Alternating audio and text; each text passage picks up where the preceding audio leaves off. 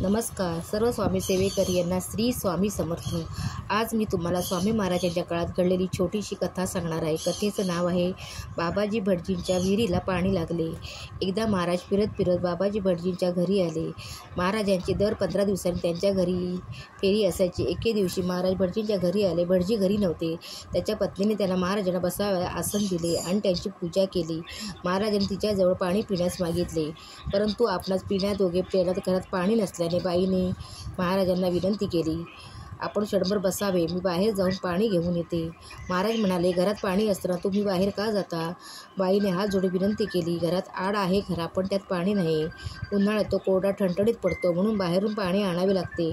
त्यावर महाराज म्हणाले, बाहेर तुम्ही जाऊ नका, आडात पुष्कळ पाणी आहे, चला तुम्हाला दाखवतो।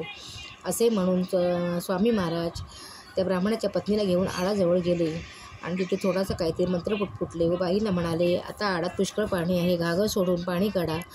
बाईने स्वामींच्या वाक्याकडे आश्चर्यचकित रीतीने बघायला लागल्या, परंतु स्वामींच्या वाक्यावर त्यांचा विश्वास असल्यामुळे त्याने घागरीला दोर बांधला आणि ती आडात सोडून दिली।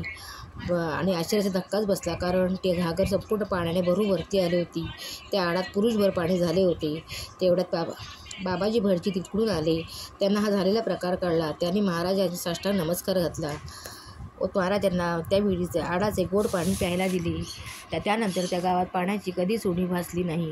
तुम्हाला जर स्वामी महाराजांच्या काळात घडलेल्या अशा कथा ऐकायला आवडत असतील तर कोकणी स्वामी सेवेकरी या चॅनलला नक्की भेट द्या आणि तुम्हाला यातली एखादी कथा आवडली तर ती नक्की शेअर करा। श्री स्वामी समर्थ।